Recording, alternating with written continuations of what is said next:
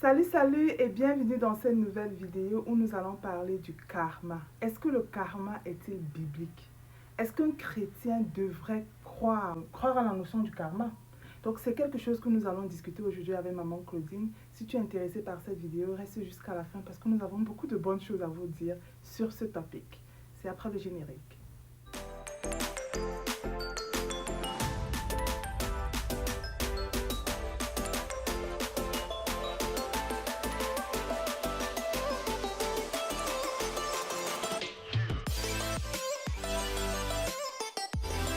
Bienvenue dans cette vidéo, moi c'est Cathy Bomi et Claudine Coloncha. Voilà, aujourd'hui nous sommes dans Cato Pratico où nous vous donnons des conseils pratiques pour pouvoir nous comporter bien en tant que chrétiens dans notre vie de tous les jours. Voilà, donc aujourd'hui nous allons parler du karma. Qu'est-ce qu'un chrétien doit penser du karma? Il y a une expression qui dit « What goes around comes around » en anglais. Donc tout ce que nous faisons, somehow, nous allons récolter cela ici sur terre. Est-ce que c'est vrai? Est-ce que cette expression même est biblique? Right? Donc c'est cela que nous allons essayer de discuter aujourd'hui avec maman Claudine. Mais avant de commencer, maman va nous faire une toute petite prière. Voilà. Ok. Mettons-nous en présence du Seigneur. Et adorons-le. Au nom du Père et du Fils et du Saint-Esprit. Amen. Seigneur Jésus, nous invoquons ton Esprit Saint en ce moment au milieu de nous pour nous guider sur ce thème que toi-même tu as voulu que nous débattions ensemble, pour nous aider, non seulement nous-mêmes, parce que nous aussi nous cherchons à comprendre, et surtout ceux-là qui nous écoutent, que tu as voulu que ensemble nous essayons de marcher sur ton chemin en comprenant certains thèmes que nous utilisons chaque jour dans la société. Esprit de Dieu, viens au milieu de nous et parle à travers nos bouches ce soir, au nom de ton Fils Jésus-Christ, au nom de notre Seigneur Jésus-Christ. Amen. Amen, amen. Au nom Merci du beaucoup, Père maman. et du Fils et du Saint-Esprit. Amen. Voilà. Donc, nous allons aller droit dans le sujet. Le karma est-il biblique? Dans la Bible, on ne trouvera pas écrit exactement le karma. Nulle part dans la Bible, on ne trouve ce mot. Mais c'est quoi le karma même déjà? Le karma, apparemment, c'est un mot hindou, du bouddhisme, des bouddhistes. Et eux aussi, c'est leur religion. Ils utilisent ce mot pour parler des actions mauvaises ou bonnes qui nous rattrapent. Si nous faisons du bien, ça va nous rattraper. Si nous faisons le mal, ça va nous rattraper aussi en mal. C'est à peu près ce que nous savons du karma. Mais est-ce qu'un chrétien peut croire... c'est vrai que nous ne sommes pas bouddhistes. Nous sommes chrétiens, nous croyons en Christ. Est-ce que, en tant que chrétien, nous pouvons croire à cette notion du karma?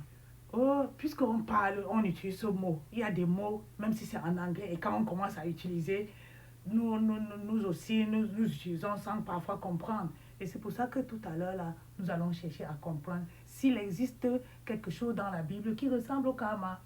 Et c'est de ça que nous allons parler. D'accord. Donc, ce qui est sûr, c'est que le karma n'est pas dans la Bible. Ce n'est pas biblique dans la Bible. Mais le concept, un peu cette notion des actions mauvaises que nous faisons, qui nous rattrapent, ou alors des bonnes qui nous rattrapent. Voilà. Il y a quand même cette notion-là dans la Bible. Et c'est là où nous allons essayer d'aller un peu creuser. Ouais? Parce qu'en réalité, il y a ce qu'on appelle la justice divine. C'est comme ça que nous appelons. On pourrait dire que le karma, si ça existe dans la Bible, c'est que c'est quelque chose comme la justice divine, parce que Dieu est juste. Il ne va pas laisser le mal, qu'on fasse du mal comme on veut, et que celui qui fait du bien reste là comme si lui, il n'aurait pas de défense, de défenseur. Maman, tu peux nous donner quand même quelques passages qui parlent de cette justice divine-là? Bon, quand nous entendons la Bible dire que qui sème le vent récolte la tempête, nous allons rechercher le verset. Ça ressemble au karma. Dieu dit, par exemple, dans Proverbe 1. Donc, dans Proverbe 1, verset 31, ok, je vais lire. Il faut lire. Proverbe 1, verset 31, ça commence mon verset 30, il 30, dit, pardon. puisqu'ils n'ont pas voulu de mes conseils et ont méprisé chacun mes avis, eh bien, ils mangeront du fruit de leur conduite et se répéteront de leur propre élucubration. C'est leur indocilité qui tue les gens stupides et leur assurance qui perd les sots. Mais qui m'écoute repose en sécurité, tranquille, loin de la crainte du malheur. Et voilà. Ça veut C'est dire quand même que puissant. Hein. celui qui écoute le Seigneur et qui marche selon le bien peut dormir tranquille. Voilà. Le Seigneur veillera aussi sur lui.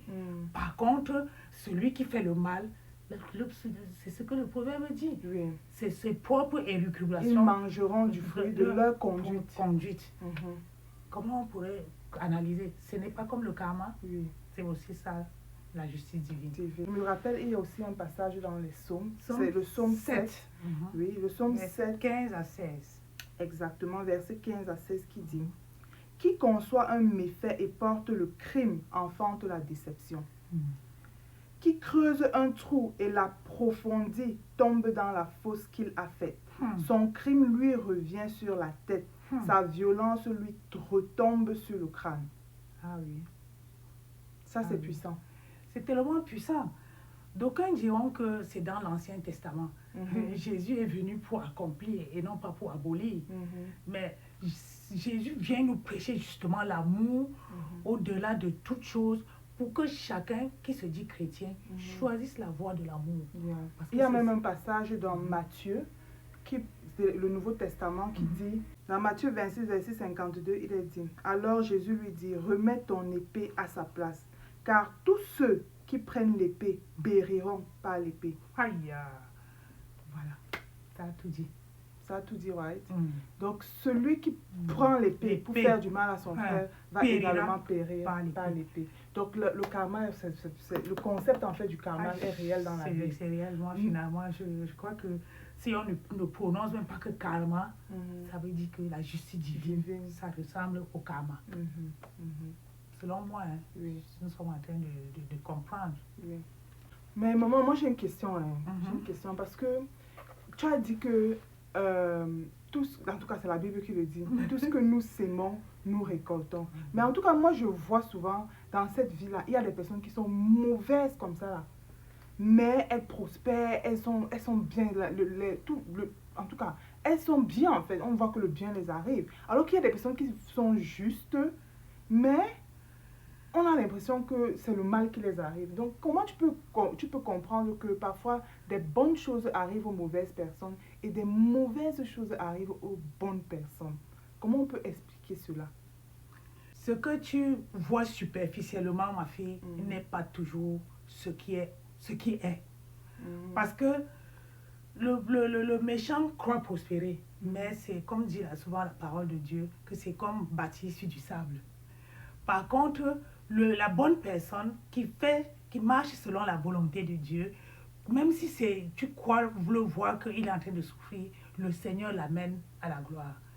Effectivement, parce que même Jésus, quand on l'a vu sur la croix, tout le monde pouvait dire que c'est toi l'enfant de Dieu comme ça. Mais 3 jours après, tu as vu que Jésus était ressuscité. L'enfant de Dieu, s'il passe même par la souffrance, c'est pour arriver à la gloire. En tout cas, c'est vrai, maman. On a vu l'histoire de Joseph. Right? Oui. Comment Joseph, on aurait cru l'a que vendu, c'était fini pour il lui. était en prison, il est passé par toutes des étapes aussi périlleuses dans sa vie. C'était pour arriver où? À sa gloire. À la gloire. Ministre de toute l'Égypte. Voilà. Et pour sauver toute sa famille, sur tous d'Israël. Voilà le prix à payer pour le chrétien. Mais ne t'inquiète de rien, surtout pas. Mets ta confiance dans le Seigneur.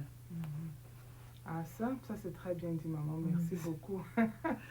Ça, c'est vrai. En tant que chrétien, la Bible nous dit: tout concourt au bien de celui qui aime Dieu. Amen. J'aime trop ce verset. Parce que toute chose concourt au bien de ceux qui aiment Dieu. Yeah.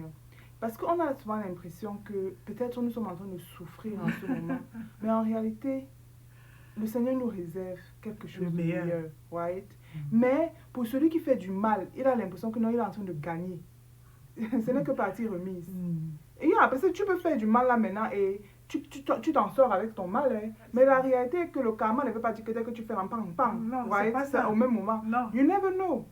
Le mal que tu es en train de faire là, quand est-ce que tu vas récolter ça? En tout cas, ça vient. Quand tu commences à récolter. Voilà. Quand tu commences à récolter, c'est pas beau à voir. C'est très vilain. Donc, que vois qu'il fait du bien, ne t'inquiète pas. Ne t'inquiète Ne te pas. dis pas que pourquoi je fais du bien, je Non, souffre, persévère. persévère dans la prière, persévère dans le bien que tu fais. Et ce qui est sur le Seigneur te récompensera. Oh oui, toujours. Toujours. Yeah. Ouais, j'ai bien aimé. Donc le karma, malgré le fait que c'est pas dans la Bible, mais en tant que chrétien, nous voyons quand même cela, le concept. Le concept Oui, est dans la Bible. est dans la Bible. Ça peut s'appeler la justice divine. Voilà. Puisque Dieu voit tout ce que nous faisons. Mhm. Quand nous étions enfants, on disait toujours que Dieu voit tout. C'est comme si c'était une chanson. Il connaît même les pensées de notre cœur. Voilà. Donc, vraiment, le bon chrétien, c'est celui qui passe sa journée à méditer le bien, à rechercher, à faire la volonté de Dieu, quel que soit ce que les autres peuvent faire autour de lui. Voilà pourquoi, en tant que chrétien, même si quelqu'un nous fait du mal, même si quelqu'un nous fait vraiment on est même prêt à vouloir rendre. Ne rendons pas. Ne rendons pas. Laissons à Dieu Laissons Dieu faire la justice là. Parce que la justice de Dieu là est doux. Quand Dieu prend ton palabre, on a vu dans la Bible l'histoire de Moïse. J'aime beaucoup cette histoire de Moïse là. Moïse n'était même pas au courant de comment ses frères étaient en train de mal parler, de comploter contre lui. Mais c'est Dieu lui-même qui a fait son palabre. Que vous avez mal parlé de mon serviteur et pour cela vous serez frappés. Le Seigneur continue à... Il voit même les pensées de notre cœur. Voilà. Même les pensées de notre cœur. Oui. Donc ne cherchons pas à rendre le mal par le mal.